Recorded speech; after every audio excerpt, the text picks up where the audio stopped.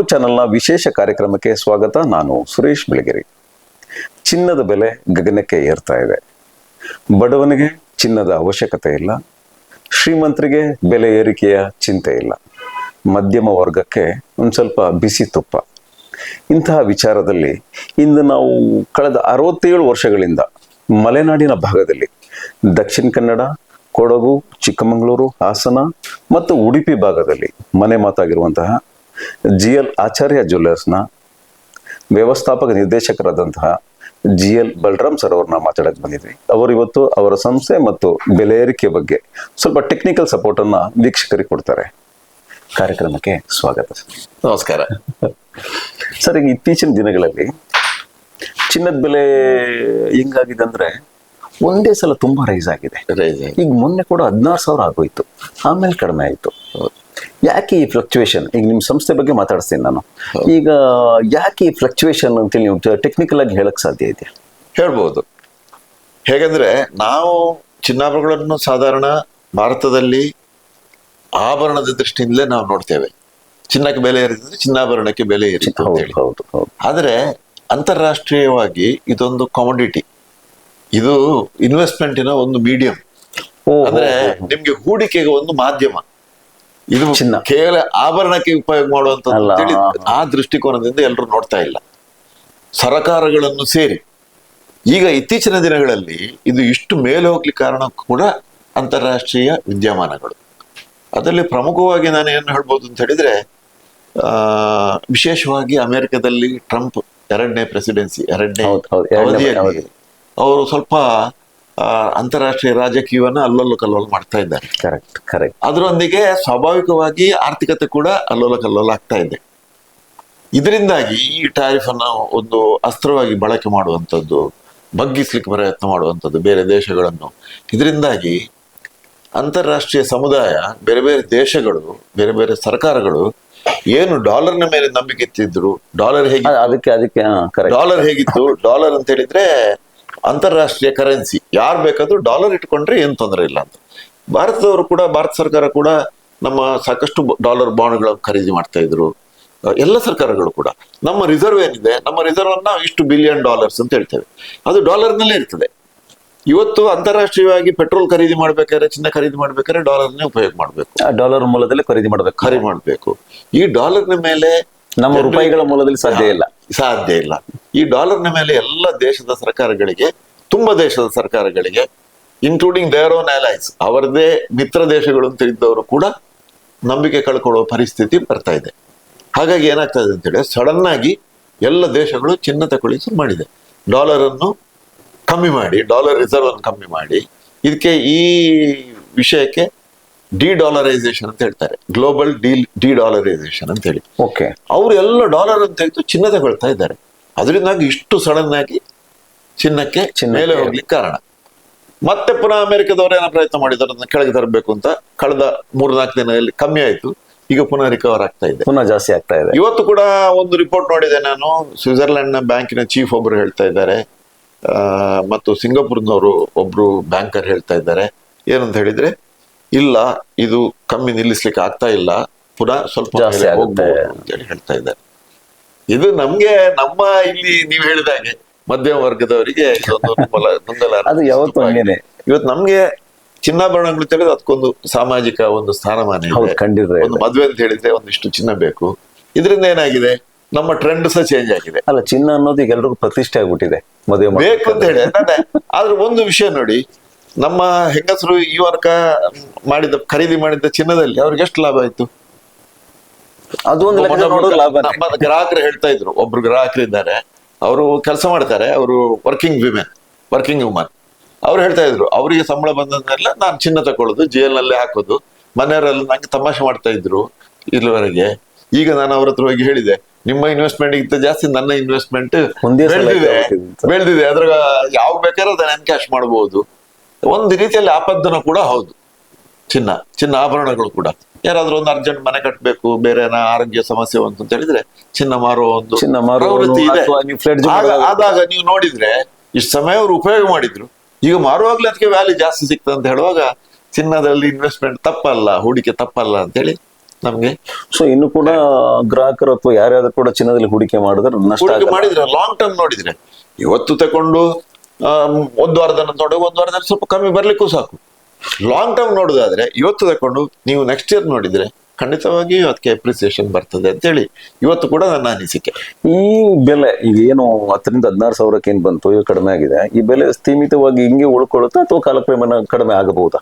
1 ವರ್ಷ, 2 ವರ್ಷ, 3 ವರ್ಷ ಹಿಂಗೇನು ಲೆಕ್ಕಾಚಾರ ಹಾಕಿದ್ರೆ ಕಡಿಮೆ 16,000 ಹೋದ ವೇಗ ಬಹಳ ಜಾಸ್ತಿ ಆಯ್ತು ನಮಗೂ ಅನಿಸ್ತದೆ. ಈ ರೀತಿ ಈ ಒಂದು ವಸ್ತುವಿಗೆ ಜಾಸ್ತಿ ಆದ್ರೆ ಏನಿದಾಗ್ತದೆ, ಆಗ ಈ ಇನ್ವೆಸ್ಟರ್ಸ್ ಇದ್ದಾರಲ್ಲ, ನಾನಾಗ ಹೇಳಿದಲ್ಲ ಅಂತಾರಾಷ್ಟ್ರೀಯ ಇದರಲ್ಲಿ ಇನ್ವೆಸ್ಟರ್ಸ್ ಅವ್ರಿಗೆ ಒಂದಷ್ಟು ಲಾಭ ಬಂತು, ಸ್ವಲ್ಪ ನಾವು ಅದರದ್ದು ಲಾಭ ಪಡ್ಕೊಳ್ಳುವ ಅಂತೇಳಿ ಇನ್ವೆಸ್ಟರ್ಸ್ ಮಾರ್ತಾರೆ. ಪ್ರಾಫಿಟ್ ಟೇಕಿಂಗ್ ಅಂತ ಹೇಳ್ತಾರೆ. ಶೇರ್ ಮಾರ್ಕೆಟ್ ನಲ್ಲಿ ಇದೆ ಇದು. ಪ್ರಾಫಿಟ್ ಟೇಕಿಂಗ್ ಆದಾಗ ಒಮ್ಮೆ ಸಡನ್ ಸ್ವಲ್ಪ ಕಮ್ಮಿ ಬರ್ತದೆ. ಕಮ್ಮಿ ಬಂತು, 3 ದಿನ ಕಮ್ಮಿ ಬಂತು, 4ನೇ ದಿನ ಪುನಃ ಇವತ್ತು ನಿನ್ನೆಯಿಂದ ಪುನಃ ಏರ್ಲಿಕ್ಕೆ ಶುರು ಆಯ್ತು. ಮತ್ತೆ ಏರಿದೆ. 16,000ದಿಂದ 13,500ಕ್ಕೆ ಬಂದದ್ದು ಮತ್ತೆ ಪುನಃ ಈಗ 14,000 ಗಡಿಗೆ ಬಂದು ನಿಂತಿತ್ತು. 14,110 ಈಗ. ಅಂದ್ರೆ ಈಗ ನೋಡಿ 15,000 ಅಂದ್ರೂ ಕೂಡ 10 ಪೌಂಡ್ ಚಿನ್ನಕ್ಕೆ ನಮ್ಗೆ 15 ಲಕ್ಷ ಆಯ್ತು. 10 ಪೌಂಡ್ಗೆ ಚಿಕನ್ ಅಲ್ಲ, ಜನ 15 ಲಕ್ಷ ಮೇಕಿಂಗ್ ಚಾರ್ಜ್ ಅದು ಅದ್ರ ಮೇಲೆ ಡಿಪೆಂಡ್ ಆಗುತ್ತೆ. ಮುಂಚೆಲ್ಲ 15 ಲಕ್ಷ ಇದ್ರೆ ನಾವು ಮಾತಾಡ್ತಾ ಇದ್ವಿ. ಒಂದು ಮದುವೆನೇ ಆಮಂತ್ರಣ ಪತ್ರಿಕೆಯಿಂದ ಹಿಡಿದು, ಮಂಟಪದಿಂದ ಹಿಡಿದು, ಊಟದಿಂದ ಹಿಡಿದು ಎಲ್ಲ ಮುಗ್ದೋಗ್ತಾ ಇತ್ತು. ಈಗ ಏನಾಗಿದೆ, ನೀವು ಹೇಳಿದ ಮಾತು ಸರಿ. ಈಗ ಈ ರೀತಿ ಬೆಲೆ ಏರಿಕೆ ಆಗುವಾಗ ಜನರ ಬಜೆಟ್ ಅಷ್ಟು ಸಡನ್ ಆಗಿ ಜಾಸ್ತಿ ಹೋಗುದಿಲ್ಲ. ಈಗ ಒಂದು ಚಿನ್ನಕ್ಕೆ ಒಂದು ಮದುವೆಯಲ್ಲಿ ಒಂದು ಮನೆಯವರು ಒಂದು 10 ಲಕ್ಷ ಚಿನ್ನ ತಗೊಳ್ಳೋದನ್ನ ನಿರ್ಧಾರ ಮಾಡಿರ್ತಾರೆ. ಅದನ್ನ ಹಬ್ಬ ಅಂದ್ರೆ ಒಂದು 11 ಲಕ್ಷಕ್ಕೆ ಕೊಂಡೋಗ್ತಾರೆ. ಅವರು 15-14 ಕೊಂಡೋಗುದಿಲ್ಲ. ಇದ್ರದ್ದು ಪರಿಣಾಮ ಏನು ಅಂತ ಹೇಳಿದ್ರೆ ಇವತ್ತು ಲೈಟ್ ವೇಟ್ ಚಿನ್ನಾಭರಣಗಳು ಜಾಸ್ತಿ ಹೋಗ್ತಾ ಇದೆ. ಉದಾಹರಣೆಗೆ ಒಂದು ಹಾರ, ಮೊದಲು ನಾವು 5 ಪವನ್ನಲ್ಲಿ ಮಾಡ್ತಾ ಇದ್ದೆವು, ಅಂದ್ರೆ ನಾವು ಪವನ್ನಲ್ಲಿ ವಾಡಿಕೆ 40 ಗ್ರಾಮ್ನಲ್ಲಿ ಮಾಡ್ತಾ ಇದ್ದೆವು. ಅದೇ ಹಾರ ಈಗ 24 ಗ್ರಾಮ್ನಲ್ಲಿ ಮಾಡ್ಲಿಕ್ಕೆ ಶುರು ಮಾಡಿ ಕಮ್ಮಿ ಮಾಡ್ಲಿಕ್ಕೆ ಶುರು ಮಾಡಿದ್ವಿ. ಹಾಗಾಗಿ ಆಭರಣಕ್ಕೆ ಆಭರಣ ಅಂದ್ರೆ ನಿಮಗೆ ದುಡ್ಡು ಜನರೇಟ್ ಆಗ್ತಿದೆ, ನಿಮ್ಗೆ ಗ್ರಾಮ್ಸ್ ಕಡಿಮೆ ಆಗ್ತಾ ಇದೆ. ಗ್ರಾಮ್ಸ್ ಕಮ್ಮಿ ಆಗ್ತಾ ಇದೆ. ನಿಮಗೆ ಕೋಟಿಗೆ ಬಿಸ್ನೆಸ್ ಅಂತ ಹೇಳದ್ ನಾನು, ಲಕ್ಷನೋ ಕೋಟಿ ಬಿಸ್ನೆಸ್ ಆಗ್ತಾ ಇದೆ. ಬಟ್ ಚಿನ್ನದ ಗ್ರಾಮ್ಸ್ ಕಡಿಮೆ ಆಗ್ತಾ ಇದೆ, ಸ್ವಾಭಾವಿಕವಾಗಿ ಕಡಿಮೆ ಆಗ್ತಾ ಇದೆ. ಅದರಿಂದ ನಿಮಗೂ ಲಾಭ, ಈಗ ಇದು ದರ ಏರಿತದಿಂದ ನಿಮಗೆ ಎಷ್ಟು ಮಟ್ಟಿಗೆ ಲಾಭ ಆಗಿದೆ, ಮತ್ತೆ ಇದು ಮುಂದಕ್ಕೆ ಇದು ಯಾವ ರೀತಿಯ ಅನಾನುಕೂಲ ತಂದುಕೊಡ್ಬೋದು ದೇಶಕ್ಕೆ ಅಂತ? ಈಗ ನೀವು ಹೇಳಿದ್ರೆ ಅಮೆರಿಕ ಡಿಸೈಡ್ ಮಾಡುತ್ತೆ ಡಾಲರ್ ಮೇಲೆ ನಮ್ಗೆ ತೊಂದರೆ ಕೊಡ್ತಾ ಇದೆ ಅಂತ. ಅಲ್ಲ, ಮಾಡಿದಕ್ಕೆ ಡಿ-ಡಾಲರೈಸೇಷನ್ ಬೇರೆ ದೇಶಗಳು ಇವತ್ತು ಆಕ್ಷನ್ ತಗೊಳ್ತಾ ಇವೆ. ಅದರ ಒಂದು ಸೈಡ್ ಎಫೆಕ್ಟ್ ಆಗಿ ಇದು ಅದರ ಅಡ್ಡ ಪರಿಣಾಮ. ಹೌದು, ಅಡ್ಡ ಪರಿಣಾಮ ಅದು ಜಾಸ್ತಿ ಆಗಿದೆ. ಆದ್ರೆ ಈ ಪ್ರೊಸೆಸ್ ಮುಂದುವರಿತದೆ. ಇವತ್ತು ಜಾಗತಿಕವಾಗಿ ಬೇರೆ ಎಲ್ಲರೂ ಆಲೋಚನೆ ಮಾಡ್ತಾ ಇದ್ದಾರೆ, ನಾವು ಡಾಲರ್ಗೆ ಆಲ್ಟರ್ನೇಟಿವ್ ಆಗಿ ಒಂದು ವರ್ಲ್ಡ್ ಕರೆನ್ಸಿ ಬರಬೇಕು, ಅಥವಾ ಚೈನಾದವರು ಟ್ರೈ ಮಾಡ್ತಾರೆ ನಮ್ಮ ಅವರ ಕರೆನ್ಸಿ ಏನಿದೆ ಅದನ್ನ ನಾವು ಮುಂದೆಲೆಗೆ ತರಬೇಕು, ಡಾಲರ್ನಾಗೆ ಆಗ್ಬೇಕು ನಾವು ಅಂತೇಳಿ. ಅದು ಏನಾಗ್ತದ ಮುಂದಿನ ದಿನದಲ್ಲಿ, ಅಷ್ಟು ದೊಡ್ಡ ಎಕನಾಮಿಸ್ಟ್ ಅಲ್ಲ ನಾನು, ಅದು ಏನಾಗ್ತದೆ ಅಂತ ಹೇಳಲಿಕ್ಕೆ ಬರೋಲ್ಲ. ಆದ್ರೆ ಒಂದಂತೂ ಸತ್ಯ, ಚಿನ್ನದ ಹೂಡಿಕೆ ಮೇಲೆ ಇಡೀ ಜಾಗತಿಕವಾಗಿ ಎಲ್ರಿಗೂ ನಂಬಿಕೆ ಇದೆ. ಆದ ಕಾರಣ ನೀವು ಲಾಂಗ್ ಟರ್ಮ್, ದೀರ್ಘಾವಧಿ ದೃಷ್ಟಿಯಿಂದ ನೋಡುದಿದ್ರೆ ಚಿನ್ನದ ಬೆಲೆ ಕಮ್ಮಿ ಆಗುದಿಲ್ಲ, ಒಂದ್ ಸ್ವಲ್ಪ ಜಾಸ್ತಿ ಆಗ್ತಾ ಇರ್ಬೋದು ಅಂತೇಳಿ ನಮ್ಮ ಅನಿಸಿಕೆ. ಆಯ್ತು ಸರ್, ನೀವು ಈಗ ಟೆಕ್ನಿಕಲ್ ಆಗಿ ನೀವು ಚಿನ್ನದ ಬಗ್ಗೆ ಎಲ್ಲ ನೀವು ನಮಗೆ ಸಂಪೂರ್ಣವಾಗಿ ಈಗ ನಿಮ್ ಗ್ರಾಹಕರು ಇರ್ಬೋದು, ಕೊಡಗಿನಲ್ಲಿರುವಂತಹ ಗ್ರಾಹಕರಿಗೆ ಅಥವಾ ನಮ್ಮ ವೀಕ್ಷಕರಿಗೆ ಮಾಹಿತಿ ಕೊಟ್ರೆ. ಈಗ ಮುಖ್ಯವಾಗಿ ನಮ್ಗೆ ಒಂದು 67 ವರ್ಷ ಆಗಿದೆ GL ಆಚಾರ್ಯ. ಈ ಕೊಡಗಿನಿಂದ ಹಿಂದೆ ಈಗ ನಾನು ಕೂಡ ನಿಮ್ಮಲ್ಲಿ ಚಿನ್ನ ತಗೊಳ್ತಿದ್ದೆ, ನಿಮ್ಗೆ ಗೊತ್ತಿದೆ. ಒಂದು 15 ವರ್ಷದಿಂದ 20 ವರ್ಷದಿಂದ ನನ್ನ ಸಂಪರ್ಕ ಇದೆ. ಚಿನ್ನ ಅಂದ್ರೆ GL ಆಚಾರ್ಯ ಅಂತ. ಇನ್ನು ಬಟ್ಟೆ ಅಂದ್ರೆ ನಮ್ಮ ಸ್ನೇಹಿತರ ಒಂದು ಬಟ್ಟೆ ಅಂಗಡಿ ಇದೆ, ಅದಕ್ಕೆ ಬರ್ತಾ ಇದ್ರು. ಇವಾಗಲೂ ಅದೇ ಕ್ವಾಲಿಟಿಯನ್ನ, ಅದೇ ಶುದ್ಧತೆಯನ್ನ ನೀವು ಉಳಿಸ್ಕೊಂಡಿದ್ದೀರಿ. ಹೆಂಗೆ ಇದು ಅಂದ್ರೆ ಆ ನಂಬಿಕೆ ಅನ್ನೋದಿದೆಯಲ್ಲ ಸರ್, ಈ ಕಾಂಪಿಟೇಷನ್ ಯುಗದಲ್ಲಿ ಬೇರೊಬ್ರು ಜಾಹೀರಾತು ಆದಾಗ ನಾನು ಅದು ಕಾಂಪಿಟೇಟಿವ್ ಜಾಹೀರಾತು ಹಾಕ್ಬೇಕನ್ನೋ ಒಂದು ಯುಗ ಇದು. ಕಾಂಪಿಟೇಷನ್ ಅಂತದ್ರಲ್ಲಿ ನೀವು ಆ ಲಕ್ಷಾಂತರ ಗ್ರಾಹಕರ ನಂಬಿಕೆಯನ್ನು ಹಂಗೆ ಒಂಚೂರು ಅಲ್ಲಾಡದಂಗೆ ಇಟ್ಕೊಂಡಿದ್ರೆ ಹೆಂಗ್ ಸಾಧ್ಯ ಆಯ್ತು ಅಂತ? ಅದೇ, ನಾವು ಒಂದು ಗುಣಮಟ್ಟ ಮತ್ತೊಂದು ಸೇವೆ, ಸರ್ವಿಸ್ ಮತ್ತು ಕ್ವಾಲಿಟಿ, ಇದೆರಡಕ್ಕೆ ನಮ್ದು ಹಿಂದಿನಿಂದ ನಮ್ದು ಅದಕ್ಕೊಂದು ಇಂಪಾರ್ಟೆನ್ಸ್. ನಮ್ಮ ತಂದೆಯವರು ಹಾಕಿಕೊಟ್ಟ ದಾರಿ ತಂದೆ ಹೆಸರಿನಲ್ಲಿ ನಡೀತಾ ಇದೆ. ಪೂರ್ತಿ ಹೆಸರು ಅವರು ಗುಡ್ಡಿಬೈಲ್ ಲಕ್ಷ್ಮೀನಾರಾಯಣ ಆಚಾರ್ಯ, GL ಆಚಾರ್ಯ ಗೊತ್ತಿರೋದು ಎಲ್ರಿಗೂ. ಅದೇ ಹೆಸರಿನಲ್ಲಿ ವ್ಯವಹಾರ ನಡೀತಾ ಇದೆ. ಅವರು ಕೆಲವು ಮೂಲಭೂತ ಮೌಲ್ಯಗಳನ್ನ ಅವ್ರು ಹಾಕಿಕೊಟ್ಟಿದ್ದಾರೆ. ಒಂದು ಮೌಲ್ಯಾಧಾರಿತ ಟ್ರಾನ್ಸ್ಪರೆನ್ಸಿ. ನಾವು ಏನಿದ್ರು ಕೂಡ ನಾವು ಪಾರದರ್ಶಕವಾಗಿರ್ಬೇಕು. ನಮ್ಮ ವ್ಯವಹಾರ ಏನ್ ಕೊಡ್ತೇವೆ ಅದನ್ನ ಹೇಳ್ಬೇಕು. ನಾವು ಹಿಂದೆ ಇರುವಾಗ ಈಗ ಈ 916 ಆಭರಣಗಳು ಇರ್ಲಿಲ್ಲ. ಆಗ ಚಿನ್ನಾಭರಣಗಳು ಬೇರೆ ಬೇರೆ ಟಚ್ ಬರ್ತಾ ಇತ್ತು. ಆಗ್ಲೂ ಕೂಡ ನಾವು ಹೇಳ್ತಾ ಇದ್ದೇವೆ, ನೋಡಿ ಈ ಚಿನ್ನಾಭರಣ ಇಷ್ಟು ಪರ್ಸೆಂಟೇಜ್ ಬರ್ತದೆ, ನೀವು ಹಿಂದೆ ಕೊಟ್ಟರೆ ಇದಕ್ಕೆ ಎಷ್ಟು ಸಿಗ್ತದೆ. ಇದನ್ನು ನಾವು ಎಲ್ಲೂ ತಪ್ಪಲಿಲ್ಲ. ಆದ್ರೆ ಗುಣಮಟ್ಟ ಜಾಸ್ತಿ ಮಾಡುವ ಅವಕಾಶ ಬಂದಾಗ, ಅವಕಾಶ ಸಿಕ್ಕಿದಾಗೆಲ್ಲ ನಾವು ಮಾಡ್ತಾ ಬಂದಿದ್ದೇವೆ. ನೀವು ನೆನ್ಪುಂಟೇನ, ಬಹುಶಃ 90ರ ದಶಕದಲ್ಲಿ ಇರ್ಬೋದು, 80ರ ದಶಕದಲ್ಲಿ KDM ಅಂತ ಹೇಳೋದು ಬಂತು. KDM ಬಂದಾಗ ಸ್ವಲ್ಪ ಗುಣಮಟ್ಟ ಜಾಸ್ತಿ ಮಾಡಿ, ಸಾಧಾರಣ ಏನು ಚಿನ್ನಾಭರಣ ಕರಗಿಸುವಾಗ 82-83% ಬರ್ತಾ ಇತ್ತ, ಅದನ್ನು 86%, 87%ಗೆ ನಮ್ಗೆ ಮಾಡುವ ಅವಕಾಶ ಬಂತು, ಸಿಕ್ತು. ಅದನ್ನು ನಾವು ಮಾಡಿದೆವು ಫಸ್ಟಿಗೆ. ಆಮೇಲೆ 916 ಚಿನ್ನಾಭರಣದ ಇದು ಬಂತು. ಅದಕ್ಕೆ KDMಗೆ ಸೈಡ್ ಎಫೆಕ್ಟ್ ಇದೆ, ಹೆಲ್ತ್ ಮಾಡುವವರಿಗೆ ತೊಂದರೆ ಆಗ್ತದೆ, ಅದಕ್ಕೆ ಇನ್ನೊಂದು ಜಿಂಕ್ ಸೋಲ್ಡ್ರಿಂಗ್ ಅಂತೇಳಿ ಬಂತು. ಈ ತಂತ್ರಜ್ಞಾನ ಬಂದ ಕೂಡಲೇ ನಾವು ಅಳವಡಿಸಿಕೊಂಡೆವು. 916 ಪ್ರಥಮವಾಗಿ ನಮ್ಗೆ ಬಹಳ ಹೆಮ್ಮೆ ಆಗ್ತದೆ ಹೇಳಲಿಕ್ಕೆ, ನಮ್ಮ ಜಿಲ್ಲೆಯಲ್ಲೇ ನಾವು ಮೊದಲು 916 ಅಳವಡಿಸಿಕೊಳ್ಳಿಕ್ಕೆ.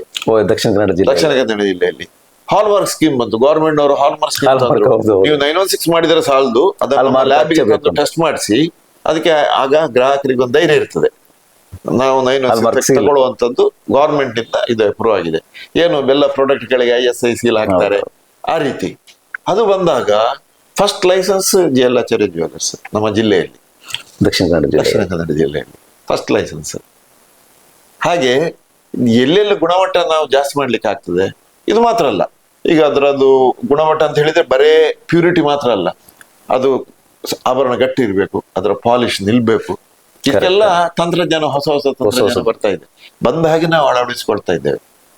ಆದಾಗ ನಮ್ಮ ಜ್ಯುವೆಲ್ರಿಯ ಡಿಸೈನ್ ಮತ್ತು ಅದರ ಫಿನಿಶಿಂಗ್ ಇದೆರಡನ್ನು ನಾವು ಮೇಂಟೈನ್ ಮಾಡ್ಲಿಕ್ಕಾಗಿದೆ. ಆದ ಕಾರಣ ನಾವು ಒಂದು ತಾಲೂಕ್ ಹೆಡ್ ಕ್ವಾರ್ಟರ್ಸ್ ನಲ್ಲಿದ್ದು, ಪುತ್ತೂರಿನಂತ ಪುಟ್ಟ ನಗರದಲ್ಲಿದ್ದು ಕೂಡ ನಮ್ಗೆ ಬೆಳಿಲಿಕ್ಕೆ ಜನರ ಬೆಂಬಲ ಸಿಕ್ಕಿದೆ. ನಾವು ಬೆಳೆದಂತ ಹೇಳಲಿಕ್ಕೆ ಸಾಧ್ಯ ಇಲ್ಲ, ಜನರು ನಮ್ಮನ್ನು ಬೆಳೆಸಿದ್ದಾರೆ, ನಮ್ಮ ಗ್ರಾಹಕರು ನಮ್ಮನ್ನು ಬೆಳೆಸಿದ್ದಾರೆ. ಅಂದ್ರೆ ಈ ಚಿನ್ನದ ವ್ಯಾಪಾರದಲ್ಲಿ ಈಗ ನೀವು ವಿಶಾಲ ಕರ್ನಾಟಕಕ್ಕೆ ನೀವು ಹೆಜ್ಜೆ ಹಾಕಿದಿರಿ. ಅಂದ್ರೆ ಈಗ ವಿಶಾಲ ಕರ್ನಾಟಕ ಅಲ್ಲ ಇದ್ರು ಕೂಡ ನೀವು ಹಾಸನದಲ್ಲಿ ಹಿಂದೆ ಮಾಡಿದ್ರಿ, ನೀವು ನಮ್ಮ ಕೊಡಗು ಜಿಲ್ಲೆ ಕುಶಾಲನಗರಲ್ಲಿ ಮಾಡಿದ್ರಿ, ಆಮೇಲೆ ಸುಳ್ಯದಲ್ಲಿ ಇದೆ, ಮೂಡುಬಿದ್ರಿ ಇದೆ. ಎಷ್ಟು ಶಾಖೆಗಳಿದಾವೆ? ಈಗ 5 ಶಾಖೆಗಳಿವೆ. ಮೊದಲಾಗಿ ಕೊಡಗಿನಲ್ಲಿ ನಮ್ಮ ಎಕ್ಸ್ಪಾಂಡ್ ಮಾಡ್ಬೇಕು ಅಂತ ಇತ್ತು. ನಮ್ಗೆ ಕೊಡಲಿಗೆ ಗ್ರಾಹಕರಿಗೆ ಮತ್ತು ನಮ್ಗೆ ವಿಶೇಷ ನಂಟು. ಪುತ್ತೂರಿನಲ್ಲಿ ಇರುವಾಗ್ಲೂ ಕೂಡ ಕೊಡಗಿನಿಂದ ನಮ್ಗೆ ಪ್ರತಿದಿನ ಕಸ್ಟಮರ್ ಬರ್ತಾ ಇದ್ರು. ಕೊಡಗಿನ ಕಸ್ಟಮರ್ ಬಂದ್ರೆ ಒಂಥರ ನಮ್ಗೆ ಸಂತೋಷ. ಯಾಕೆಂದ್ರೆ ಅವ್ರು ಬಂದ್ರೆ ಕಾಲು ಕೈ ಹಿಂದೆ ಹೋಗುದಿಲ್ಲ, ನೋಡಿ ಹೋಗುದಿಲ್ಲ, ಅಷ್ಟು ದೂರದಿಂದ ಬಂದು ತಗೊಂಡೇ ಹೋಗ್ತಾರೆ, ತಯಾರಾಗಿ ಬರ್ತಾರೆ. ಬಂದ್ರೆ ವ್ಯವಹಾರ ಕುದುರಿ ತುದ್ಲೇ ಲೆಕ್ಕ. ಊರ್ನವರಾದ್ರೆ ಬಂದು ನೋಡಿ ಹೋಗ್ತಾರೆ, ನಾಳೆ ಬರ್ತೇನೆ, ನಾಳ್ದು ಹೋಗ್ತಾರೆ. ಕೊಡಗಿನ ಗ್ರಾಹಕರು ಬಂದ್ರೆ ರೆಡಿಯಾಗಿ ತಕೊಂಡು ಹೋಗುವವರು. ಹಾಗಾಗಿ ನಮ್ಗೊಂದು ವಿಶೇಷ ನಂಟು. ಹಾಗೆ ಪ್ರಥಮ ಬ್ರಾಂಚ್ ಅಲ್ಲಿ ಮಾಡ್ಬೇಕು ಅಂತ ಇತ್ತು. ಆದ್ರೆ ಏನೋ ಕಾರಣಾಂತರಗಳಿಂದ ಒಂದು ಅವಕಾಶ ಒದಗಿ ಬಂತು. ಹಾಸನದಲ್ಲಿ ಪ್ರಥಮ ಬ್ರಾಂಚ್ ಮಾಡಿದೆ. ಆಮೇಲೆ ಕೊಡಗಿನಲ್ಲಿ ಮಾಡಿದ್ದೇವೆ. ಈಗಲೂ ಒಳ್ಳೆ ಬೆಂಬಲ ಸಿಗ್ತಾ ಇದೆ ಕುಶಾಲನಗರದಲ್ಲಿ. ಆದ್ರೆ ಇನ್ನು ಮುಂದಿನ ದಿನಗಳಲ್ಲಿ ನಮ್ಮ ಜಿಲ್ಲೆಯಲ್ಲೇ ಇನ್ನು ಸ್ವಲ್ಪ ಒಂದಷ್ಟು ಎಕ್ಸ್ಪಾಂಡ್ ಮಾಡ್ಬೇಕು ಅಂತ ಹೇಳಿ ಇದೆ. ಮುಂದಿನ 2026-27ರಲ್ಲಿ 2-3 ಬ್ರಾಂಚ್ ಆಗ್ಬೇಕು ಅಂತ ಹೇಳಿ ಪ್ಲಾನ್ ಮಾಡ್ತಾ ಇದ್ದೇವೆ. ಮತ್ತೆ ಮುಂದುವರಿದು ಬೆಂಗಳೂರು ನಮ್ಮ ಒಂದು ರಾಜ್ಯದ ರಾಜಧಾನಿಗೆ ಹೋಗದಿದ್ರೆ ನಾವೊಂದು ಮೇಜರ್ ಪ್ಲೇಯರ್ ಅಂತ ಹೇಳಿ ಆಗ್ಲಿಕ್ಕೆ ಸಾಧ್ಯ ಇಲ್ಲ. ಅದು ಮಾಡ್ಬೇಕು ಅಂತ ಹೇಳಿದ್ದೆ. ಹೀಗೆ ಎಕ್ಸ್ಪಾನ್ಷನ್ಸ್ ಪ್ಲಾನ್ಸ್ ಇದೆ. ನನ್ನ ಮಕ್ಕಳು 2 ಜನ ಒಟ್ಟಿಗೆ ಇದ್ದಾರೆ, ಲಕ್ಷ್ಮೀಕಾಂತ್, ಸುಧನ್. ಅವರು ಇದರಲ್ಲಿ ಆಕ್ಟಿವ್ ಆಗಿ ಕೆಲಸ ಮಾಡ್ತಾ ಇದ್ದಾರೆ. ಹಾಗೆ ಒಂದು ಟೀಮ್ ನಾಗಿ ಮುಂದೆ ಹೋಗ್ತಾ ಇದ್ದೇವೆ. ಗ್ರಾಹಕರ ಬೆಂಬಲ ಸಿಕ್ಕಿದ್ರೆ ನಾವು ಮುಂದೆ ಇನ್ನೂ ಸಹ ಈ ಪಯಣ ಮುಂದುವರಿತದೆ. ನಮ್ಮ ಕೊಡಗಿನ ಗ್ರಾಹಕರ ಬೆಂಬಲ ತುಂಬಾ ಬೆಂಬಲ ಈಗಲೇ ಹೇಳಿದೆ ನಾನು. ವಿಶೇಷ ನಂಟು. ಈಗ GL ಬಳಗದಲ್ಲಿ ಈಗ ನಿಮ್ದು ಗೋಲ್ಡ್ ಬಿಟ್ಟು, ಈಗ ಚಿನ್ನದ ವ್ಯಾಪಾರ ಬಿಟ್ಟು ಬೇರೆ ಏನಕ್ಕೆ ನೀವು ಈ ಪ್ರಾಮಾಣಿಕ ಪ್ರಯತ್ನ ಮಾಡಿ ಸಫಲತೆಯನ್ನು ಕಂಡಿದ್ದೀರಿ? ನಮ್ಗೆ ಇವತ್ತು ಕೂಡ ನಮ್ಮ ಕೋರ್ ಕಾಂಪಿಟೆನ್ಸ್ ಅಂತ ಹೇಳ್ತೇವೆ. ಕೋರ್ ಕಾಂಪಿಟೆನ್ಸ್ ನಮ್ಮ ಪ್ರಮುಖ ವ್ಯವಹಾರ ಚಿನ್ನಾಭರಣಗಳು. ಆದ್ರೆ ಅದರ ಒಟ್ಟಿಗೆ ಒಂದಷ್ಟು ಪುತ್ತೂರಿನಲ್ಲಿ ನಾವು ಹುಟ್ಟಿ ಬೆಳೆದದ್ದು. ಪುತ್ತೂರು ಪ್ರಮುಖ ನಮ್ಮ ಶುರುವಾದ ಕೇಂದ್ರ. ಪುತ್ತೂರಿನ ನಗರದ ಬೆಳವಣಿಗೆ ಏನಾದ್ರೂ ಕೊಡುಗೆ ಬೇಕು ಅಂತೇಳಿ ನೋಡಿ, ಈ ಕಟ್ಟಡ ನಾವೀಗ ಇರುವಂತ ನಮ್ಮ ಆಫೀಸ್ ಇರುವಂತದ್ದು GL ಕಾಂಪ್ಲೆಕ್ಸ್ 89ರಲ್ಲಿ ನಾವು ಸ್ಟಾರ್ಟ್ ಮಾಡಿದ್ದು. ಆಗ ಇಲ್ಲಿ ಒಂದು ಸುಸಜ್ಜಿತವಾದ ಒಂದು ಕಮರ್ಷಿಯಲ್ ಕಾಂಪ್ಲೆಕ್ಸ್ ಅಂತ ಹೇಳುವ ಕಾನ್ಸೆಪ್ಟ್ ಇರಲಿಲ್ಲ, ಸರಿಯಾಗಿ ಪಾರ್ಕಿಂಗ್ ಎಲ್ಲ ಬಿಟ್ಟು. ಅದ್ರಲ್ಲಿ ನಾವು ಹೋಟೆಲ್ ರಾಮ್ ಅಂತ ಮಾಡಿದೆವು. ಸುಸಜ್ಜಿತವಾದ ವಸತಿ ಗೃಹ ಇರಲಿಲ್ಲ, ರಾಮ ಮಾಡಿದೆವು. ಅದಕ್ಕೂ ಒಳ್ಳೆ ಸಪೋರ್ಟ್ ಸಿಕ್ಕಿತ್ತು. ಆಮೇಲೆ ಇನ್ನು ಕಮರ್ಷಿಯಲ್ ಕಾಂಪ್ಲೆಕ್ಸ್ ಇನ್ನೂ ಡಿಮಾಂಡ್ ಬೆಳೀತಾ ಇದೆ, ನಗರ ಆಗ್ಬೇಕು ಅಂತೇಳಿ ಇನ್ನೊಂದು ಕಮರ್ಷಿಯಲ್ GL ಟ್ರೇಡ್ ಸೆಂಟರ್ ಅಂತ ಮಾಡಿದೆವು. ಅದೇ ರೀತಿ ಇತ್ತೀಚೆಗೆ ಕಳೆದ 3 ವರ್ಷದ ಹಿಂದೆ ಒಂದು ಸುಸಜ್ಜಿತವಾದ ಮಾಲ್ ಮಾಡಿದೆವು. ಓಹೋ ಸೂಪರ್. GL1 ಮಾಲ್ ಅಂತೇಳಿ. GL1 mall. GL1 ಮಾಲ್ ಅಂತೇಳಿ 3 ಸ್ಕ್ರೀನ್ ನ ಥಿಯೇಟರ್ ಇದೆ. ಓಹ್ ಆಮೇಲೆ ಎಲ್ಲ ಶಾಪಿಂಗ್ ಸೆಂಟರ್ಸ್, ಫುಡ್ ಕೋರ್ಟ್, ಮತ್ತೆ ಗೇಮಿಂಗ್ ಸೆಂಟರ್ಸ್, ಅಂದ್ರೆ ಮಕ್ಕಳಿಗೆ ಆಡುವಂಥದ್ದು ಮನರಂಜನೆ ಕೇಂದ್ರ, ಒಂದು ಒಟ್ಟು ಕುಟುಂಬ ಸಮೇತ ಬಂದು ಒಂದಷ್ಟು ಸಮಯ ಕಳೆಯುವಂತ ಒಂದು ಮಾಲ್ ಇದನ್ನು ಮಾಡಿದ್ದೇವೆ. ಎಲ್ಲದಕ್ಕೂ ಜನ ಬೆಂಬಲ ಸಿಗ್ತಾ ಇದೆ, ಅದೊಂದು ಸಂತೋಷದ ವಿಚಾರ. ರಿಯಲ್ ಎಸ್ಟೇಟ್ ಬೇರೆ ರಿಯಲ್ ಎಸ್ಟೇಟ್ ಅಂತ ಹೇಳಿದ್ರೆ ನಾವು ಮಾಡಿ ಮಾರುವಂತದ್ದು ಕಮ್ಮಿ ಇದೆ. ಒಂದು ಅಪಾರ್ಟ್ಮೆಂಟ್ ಮಾಡ್ತಾ ಇದ್ದೇವೆ, ಲೇಔಟ್ ಅಪಾರ್ಟ್ಮೆಂಟ್ ಮಾಡ್ತಾ ಇದ್ದೇವೆ. ಒಂದು ಬೇರೆ ಜಾಯಿಂಟ್ ಡೆವಲಪ್ಮೆಂಟ್, ಅದು ಇಲ್ಲಿ ಕೀರ್ತನ ಬಿಲ್ಡರ್ಸ್ ಅಂತ ಇದ್ದಾರೆ, ಅವರೊಟ್ಟಿಗೆ ಜಾಯಿಂಟ್ ಡೆವಲಪ್ಮೆಂಟ್ ಒಂದು 48-50 ಅಪಾರ್ಟ್ಮೆಂಟ್ಗಳು ಕಟ್ತಾ ಇದೆ. ಕಟ್ಟಿ ಆಯ್ತು, ಸೇಲ್ ಆಗ್ತಾ ಇದೆ. ಹೀಗೆ ಬೇರೆ ಬೇರೆ ಚಟುವಟಿಕೆ ಆಗ್ತದೆ. ಹಾಸನದಲ್ಲಿ ಒಂದು ಕಮರ್ಷಿಯಲ್ ಕಾಂಪ್ಲೆಕ್ಸ್ ಇದೆ, ಮಾಡ್ತಾ ಇದೆ. ಮಂಗಳೂರಲ್ಲಿ ಒಂದು ಕೆಲವು ಕಮರ್ಷಿಯಲ್ ಪ್ರಾಪರ್ಟೀಸ್ ಇದೆ. ಈ ರೀತಿ ನಡೀತಾ ಇದೆ. ಕೊಡಗಲ್ಲಿ ಏನಾದ್ರೆ ಬೇರೆ ನೀವೇನು ಕಮರ್ಷಿಯಲ್ ಆಗಿ ಮಾಡಕ್ಕೆ ಪ್ರಯತ್ನ ಮಾಡಿಲ್ಲ. ಅದು ಹೇಳಿದಲ್ಲ, ಕೋರ್ ಕಾಂಪಿಟೆನ್ಸ್. ಇವತ್ತಿಗೂ ನಮ್ಮ ಮುಖ್ಯ ಫೋಕಸ್ ಇರುವಂತದ್ದು ಆಭರಣ ವ್ಯಾಪಾರ. ಇದನ್ನೇ ಜಾಸ್ತಿ ಬೆಳೆಸಬೇಕು ಅಂತ ಹೇಳಿ ನಮ್ಮ ಉದ್ದೇಶ. ಈಗ ಬೆಂಗಳೂರಲ್ಲಿ ಕೂಡ ನೀವು ಆಭರಣ ವ್ಯಾಪಾರ ಮಾಡಕ್ಕೆ ಮಾಡಬೇಕು ಅಂತ ಹೇಳಿ ಮನಸ್ಸಿದೆ. ಏನ್ ಶೀಘ್ರದಲ್ಲಿ ಬೆಂಗಳೂರು, ನೀವು ರಾಜಧಾನಿ ಕೂಡ ನೀವು ಕಾಲ GL ಆಚಾರ್ಯ, ಪುತ್ತೂರಿಂದ ಬೆಂಗಳೂರುವರೆಗೂ ಹೋಗ್ಬೇಕು ಅಂತ ಹೇಳಿದ್ರೆ. ನೀವು ಕಡಿಮೆ ಅವಧಿಯಲ್ಲಿ ನಮ್ಮ ಗ್ರಾಹಕರಿಗೆ ತುಂಬಾ ಟೆಕ್ನಿಕಲ್ ವಿಚಾರಗಳನ್ನ ನೀವು ಚಿನ್ನ ಹೂಡಿಕೆ ಮತ್ತು ಖರೀದಿ ಬಗ್ಗೆ ನೀವು ಹೇಳಿದ್ರಿ. ಅದೇ ರೀತಿ GL ಆಚಾರ್ಯ ಬೆಳೆದು ಬಂದಿದ್ದು ಬಗ್ಗೆ ಕೂಡ ನೀವು ಮಾತಾಡಿದ್ರಿ. ಹೇಗೆ 67 ವರ್ಷಗಳಿಂದ ಇದನ್ನ ಹೆಂಗೆ ನಡೆಸ್ಕೊಂಡು ಬರ್ತಾ ಇದ್ರು ತಂದೆಯವರು. ನಂತರ 1975 ನೀವು 1957 ತಂದೆಯವರು ಪ್ರಾರಂಭ ಮಾಡಿದ್ರು. ಕೋರ್ಟ್ ರೋಡ್ ನಲ್ಲಿ ಒಂದು ಚಿಕ್ಕ ಅಂಗಡಿ. ಆಗದ ಟ್ರೆಂಡ್ ಕೋರ್ಟ್ ರೋಡ್ ಅಂದ್ರೆ ಚಿನ್ನಾಭರಣಗಳ ರಸ್ತೆ ಅಂತಲೇ ಲೆಕ್ಕ. ಅದು 57 ಸ್ಟಾರ್ಟ್ ಮಾಡಿದ್ರು ಅವರು. 74 ನಾನು 1974 ನಾನು ಈ ವ್ಯವಹಾರಕ್ಕೆ ಕಾಲಿಟ್ಟು. 50 ವರ್ಷ ಕಳೀತೀವಿ. ಹೌದು, 89 ಈ GL ಕಾಂಪ್ಲೆಕ್ಸ್ ಬಂದೆವು, ದೊಡ್ಡ ಕಟ್ಟಡಕ್ಕೆ. ಈಗ ದೇವರದಿಂದ ಇನ್ನೂ ದೊಡ್ಡ ಶೋರೂಮ್ ಮಾಡಿ ಇಲ್ಲಿ ನಮ್ಮ ಅಡ್ಮಿನಿಸ್ಟ್ರೇಟಿವ್ ಆಫೀಸ್, ಹೆಡ್ ಆಫೀಸ್ ನಡೀತಾ ಇದೆ. ಹೀಗೆ ಜನ ಬೆಂಬಲದಿಂದ, ಅದೇ ಜನರ ಗೊತ್ತಿದೆ. ಈಗ GL ಬಲರಾಮ್ ಅಂದ್ರೆ ಒಂದು ಚಿನ್ನದಂತ ವ್ಯಕ್ತಿ ಅಂತ ನಾನು ಬರುವಾಗ್ಲೂ ಹೇಳ್ತಾ ಬಂದೆ. ಚಿನ್ನದಂತ ವ್ಯಕ್ತಿ ಮಾಡಿದಂತ ವ್ಯವಹಾರ ಅದು ಚಿನ್ನದೇ ಆಗಿರ್ಲಿ ಸರ್, ಬೇರೆನೇ ಇರ್ಲಿ, ಚೆನ್ನಾಗಾಗತ್ತೆ. ನೀವು ಮೀಡಿಯಾದವ್ರದ್ದು ಸಪೋರ್ಟ್ ಕೂಡ ಇದೆ. ಇದರ ಮಧ್ಯದಲ್ಲಿ ಎಲ್ಲ ಮೀಡಿಯಾದವ್ರು ಕೂಡ ನಮ್ಗೆ ಸಪೋರ್ಟ್ ಮಾಡ್ತಾ ಇದ್ದಾರೆ ಸರ್. ಕಡಿಮೆ ಅವಧಿಯಲ್ಲಿ ಒಳ್ಳೆ ಮಾಹಿತಿಗಳನ್ನ ಕೊಟ್ರಿ, ಮತ್ತೆ ನಿಮ್ಮ ಮನಸ್ಸಿನ ಭಾವನೆಗಳನ್ನ ಕಡಿಮೆ ಸಮಯದಲ್ಲಿ ನೀವು ಹಂಚ್ಕೊಂಡ್ರಿ. ನೀವು ನಮ್ಮ ಕೊಡಗಿನ ಗ್ರಾಹಕರಿಗೆ ಕೊನೆಯದಾಗಿ ಏನ್ ಹೇಳಕ್ಕೆ ಇಷ್ಟಪಡ್ತೀರಿ? ಇಲ್ಲ, ಕೊಡಗಿನ ಗ್ರಾಹಕರಿಗೆ ಈಗಾಗಲೇ ಹೇಳಿದೆ ನಾನು, ವಿಶೇಷ ನಂಟು ಇದೆ ನಮ್ಗೆ ಮತ್ತು ಕೊಡಗಿನ ಗ್ರಾಹಕರಿಗೆ, ಕೊಡಗಿಗೆ. ಯಾವತ್ತು ನೀವು ಜನರನ್ನ ಅಲ್ಲಿಗೂ ಇನ್ವೈಟ್ ಮಾಡ್ತೀರಿ, ಇಲ್ಲಿಗೂ ಇನ್ವೈಟ್ ಮಾಡ್ತೇವೆ. ಇವತ್ತು ಕೂಡ ಹಾಗೆ ಕುಶಾಲನಗರದ್ದು ಚೆನ್ನಾಗಿ ಬೆಳೀತಾ ಇದೆ ಸಂಸ್ಥೆ. ಇನ್ನೂ ಹೆಚ್ಚಿನ ಸಪೋರ್ಟ್ ಕೊಡಿ ಅಂತ ಹೇಳಿ ನಾನು ಈ ಮೂಲಕ, ನಿಮ್ಮ ಮೀಡಿಯಾದ ಮೂಲಕ ಕೊಡಗಿನ ಜನತೆಗೆ ವಿಶೇಷವಾಗಿ ಕೇಳ್ಕೊಳ್ತಾ ಇದ್ದೇನೆ. ಸ್ನೇಹಿತರೆ, ಕಡಿಮೆ ಸಮಯದಲ್ಲಿ ಅತ್ಯುತ್ತಮ ಅಮೂಲ್ಯವಾದ ಮಾಹಿತಿಗಳನ್ನ GL ಆಚಾರ್ಯ ಸಂಸ್ಥೆಯ ವ್ಯವಸ್ಥಾಪಕ ನಿರ್ದೇಶಕರಾದಂತಹ GL ಬಲರಾಮ್ ಸರ್ ನಮ್ಮ ಜೊತೆ ಹಂಚ್ಕೊಂಡ್ರು. ಮುಂದಿನ ಕಾರ್ಯಕ್ರಮದಲ್ಲಿ ಮತ್ತೊಂದು ಅತಿಥಿಗಳ ಜೊತೆ ಭೇಟಿಯಾಗೋಣ. ಅಲ್ಲಿವರೆಗೂ ನೋಡ್ತಾ ಇರಿ ಕೊಡಗು ಚಾನಲ್. ನಮಸ್ಕಾರ. ಎಲ್ಲ ವೀಕ್ಷಕರಿಗೂ ನನ್ನ ನಮಸ್ಕಾರಗಳು. GL ಆಚಾರ್ಯ ಜ್ಯುವೆಲ್ಲರ್ಸ್ ಅಂದ್ರೆ, GL ಆಚಾರ್ಯ ಅಂದ್ರೆ ನನ್ನ ತಾತ. ನಾವು 3ನೇ ಜನರೇಷನ್, 3ನೇ ತಲೆಮಾರಿನ ನಾವು ಚಿನ್ನ ಬೆಳ್ಳಿ ವ್ಯಾಪಾರಸ್ಥರು. 1957 ಶುರುವಾಗಿರೋ ಸಂಸ್ಥೆ. 1557 ನನ್ನ ತಾತ ಬರೀ ಒಂದು 10x10 ಅಂಗಡಿನಲ್ಲಿ ಸ್ಟಾರ್ಟ್ ಮಾಡಿದ್ರು. ಅದನ್ನ ನನ್ನ ತಂದೆ ಮುಂದುವರಿಸಿದ್ರು, ಶೋರೂಮ್ ಅನ್ನು ದೊಡ್ಡದು ಮಾಡಿದ್ರು. ಆಮೇಲೆ ನಾನು ನನ್ನ ತಮ್ಮ ಬಿಸ್ನೆಸ್ಗೆ ಬಂದಾಗ ಶೋರೂಮ್ ಬ್ರಾಂಚಸ್ ಆಡ್ ಮಾಡ್ತಾ ಹೋದ್ವಿ. ಅವ್ರಿಗೆ ಅವರ ಮಾರ್ಗದರ್ಶನದಲ್ಲಿ ನಾವು ಅವ್ರ ಜೊತೆ ಕೈ ಜೋಡಿಸ್ಕೊಂಡು ಈಗ 5 ಬ್ರಾಂಚ್ ತನಕ ತಲುಪಿದೆ. ಇನ್ನು ರೀಸೆಂಟ್ ಆಗಿ ಸದ್ಯಕ್ಕೆ ಇನ್ನೊಂದೆರಡು ಬ್ರಾಂಚ್ ಪ್ಲಾನ್ ಮಾಡ್ತಾ ಇದೀವಿ. ಇನ್ನೊಂದೆರಡು ವರ್ಷದಲ್ಲಿ ಇನ್ನೊಂದೆರಡು ಬ್ರಾಂಚ್ ಮಾಡಬೇಕು ಅಂತಿದ್ದೀವಿ. ಸೊ ಇದು ನಮ್ಮ ಗುರಿ. ಪ್ಲಸ್ ನಮ್ಮ ಜ್ಯುವೆಲ್ರಿ ಏನು ಅಂತ ಹೇಳಿದ್ರೆ, ನಮ್ಮ ವೆರೈಟಿ ಯಾವ ತರ ಇದೆ ಅಂತ ಹೇಳಿದ್ರೆ, ನಿಮಗೆ ಈ ಪ್ರಾಚೀನ ಕಾಲದ ವಿನ್ಯಾಸಗಳು, ಡಿಸೈನ್ಗಳು ಏನಿದೆ ಅದನ್ನು ನಾವು ಇವತ್ತಿಗೂ ಅದೇ ಟ್ರೆಡಿಷನಲ್ ರೀತಿನಲ್ಲಿ ನಾವು ಅದನ್ನ ತಯಾರಿಕೆ ಮಾಡ್ತೀವಿ. ಇವಾಗ ಏನಾಗಿದೆ, ತಂತ್ರಜ್ಞಾನ ಮುಂದುವರೆದು ಎಲ್ಲ ಈಗ ಮಿಷಿನ್ ಮೇಡ್ ಬಂದಿದೆ. ಆ ಮಿಷಿನ್ ಮೇಡ್ ಇದೆ ನಮ್ಮ ಹತ್ರ. ಯಾವ ಐಟಮ್ನ ಮಿಷಿನ್ ಮೇಡ್ ಮಾಡಬೇಕು ಅದನ್ನ ಮಾಡ್ತೀವಿ. ಆದ್ರೆ ನಮ್ಮ ಸಾಂಪ್ರದಾಯಿಕ ಒಡವೆಗಳೇನಿದೆ ಅದನ್ನ ಇವತ್ತಿಗೂ ನಾವು ಅದೇ ರೀತಿನಲ್ಲಿ ತಯಾರಿ ಮಾಡ್ತೀವಿ. ಸೊ ನಮ್ಮ ಅಂಗಡಿಯ ವೈಶಿಷ್ಟ್ಯತೆ ಏನು ಅಂತ ಹೇಳಿದ್ರೆ, ನಿಮಗೆ ಬಾಳಿಕೆ ಬರುವಂಥದ್ದು. ಈಗ ನಿತ್ಯೋಪಯೋಗಿ ಒಡವೆಗಳೇನಿದೆ ಮಾಂಗಲ್ಯ ಸರ ಆಗಲಿ, ಕರಿಮಣಿ ಸರ ಆಗಲಿ, ಅಥವಾ ನೀವು ಡೈಲಿ ಯೂಸ್ ಮಾಡೋ ಚೈನ್ ಏನಿದೆ ಅದೆಲ್ಲ ನಿಮಗೆ ಸಾಂಪ್ರದಾಯಿಕ ರೀತಿಯಿಂದ ತಯಾರಿಕೆ ಮಾಡಿರೋದ್ರಿಂದ ನಿಮಗೆ ಮೆಷಿನ್ ಮೇಡ್ಕ್ಕಿಂತ ಸ್ವಲ್ಪ ಜಾಸ್ತಿ ಬಾಳಿಕೆ ಬರುತ್ತೆ. ಪ್ಲಸ್ ಇವಾಗ ತುಂಬ ತಂತ್ರಜ್ಞಾನ ಮುಂದುವರೆದಿದೆ, ಟೆಕ್ನಾಲಜಿ ಮುಂದುವರೆದು ಈಗ ನಾವು ಕ್ಯಾಡ್ ಕ್ಯಾಮಲ್ಲಿ ಪ್ರೊಡಕ್ಷನ್ ಮಾಡ್ತೀವಿ. ಸೊ ನಿಮ್ಗೆ ಕ್ಯಾಡ್ ಕ್ಯಾಮಲ್ಲಿ ಅದೇನು ಪ್ರೊಡಕ್ಷನ್ ಮಾಡ್ತೀವಿ ಅದನ್ನು ಮಾಡ್ತೀವಿ. ಸೊ ಕಾಸ್ಟಿಂಗ್ ಐಟಮ್ಸು ಅದನ್ನೆಲ್ಲ ನಾವು ಇವತ್ತಿನ ಈ ಆಧುನಿಕ ವೆಸ್ಟರ್ನ್ ಕಾನ್ಸೆಪ್ಟ್ನಲ್ಲಿ ಏನು ಜ್ಯುವೆಲ್ರಿ ಬರ್ತಾ ಇದೆ ಅದನ್ನು ನಮ್ಮ ನಿಮಗೆ ಮಳಿಗೆನಲ್ಲಿ ನೋಡ್ಲಿಕ್ಕೆ ಸಿಗ್ತದೆ. ನಮ್ಮ ಚೈನ್ ಆಗಲಿ, ನೆಕ್ಲೆಸ್ ಆಗಲಿ, ನಮ್ಮಲ್ಲಿ ಸಿಗುವಂಥ ನಿಮಗೆ ರೇಂಜ್ ಏನಿದೆ ಪ್ರಾಯಶಃ ನಿಮ್ಮ ಕರ್ನಾಟಕದಲ್ಲೇ ತುಂಬ ಕಡಿಮೆ ಅಂಗಡಿಗಳಲ್ಲಿ ನೋಡ್ಲಿಕ್ಕೆ ಸಿಗ್ಬೋದು.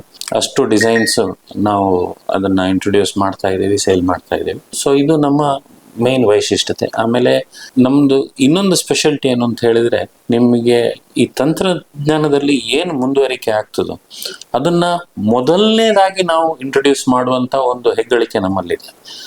ಈಗ ಫಸ್ಟಿಗೆ ನಾವು ಹೇಳಬೇಕು ಅಂತ ಹೇಳಿದರೆ, ಕ್ಯಾಲ್ಕುಲೇಟರ್ ಬಂದಾಗ, ಮುಂಚೆ ನಮ್ಮ ತಾತನ ಕಾಲದಲ್ಲಿ ಕ್ಯಾಲ್ಕುಲೇಟರ್ ಇರಲಿಲ್ಲ.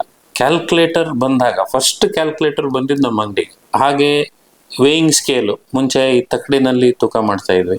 ತಕ್ಕಡಿ ಬಿಟ್ಟು ಎಲೆಕ್ಟ್ರಾನಿಕ್ ವೇಯಿಂಗ್ ಸ್ಕೇಲ್ ಮೊದಲನೇದಾಗಿ ನಿಮಗೆ ಹೆಚ್ಚು ಕಮ್ಮಿ ಈ ಏರಿಯಾದಲ್ಲೇ ಫಸ್ಟಿಗೆ ಬಂದಿದ್ದು ಜಯಲಾಚಾರ್ಯ ಜ್ಯುವೆಲ್ಲರ್ಸ್ಗೆ.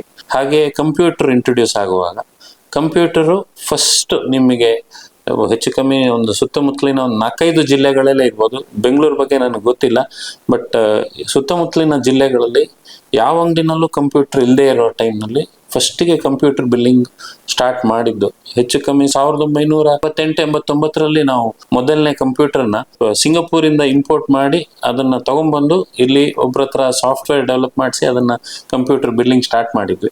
ಈಗ ತುಂಬಾ ಮುಂದುವರೆದಿದೆ. ಈಗ ಎಲ್ಲ ಕ್ಲೌಡ್ ಕಂಪ್ಯೂಟಿಂಗ್ ಬಂದು ಈಗೆಲ್ಲ ಸಾಫ್ಟ್ವೇರ್ ತುಂಬಾ ಅಡ್ವಾನ್ಸ್ ಆಗಿದೆ. ಮೊದಲನೇದಾಗಿ ಗೋಲ್ಡ್ ಟೆಸ್ಟಿಂಗ್ ಮಷೀನು ಈ ಸುತ್ತಮುತ್ತಲಿನ 4-5 ಜಿಲ್ಲೆಗಳಲ್ಲಿ ಇಂಟ್ರೊಡ್ಯೂಸ್ ಮಾಡಿರೋದು ಫಸ್ಟ್.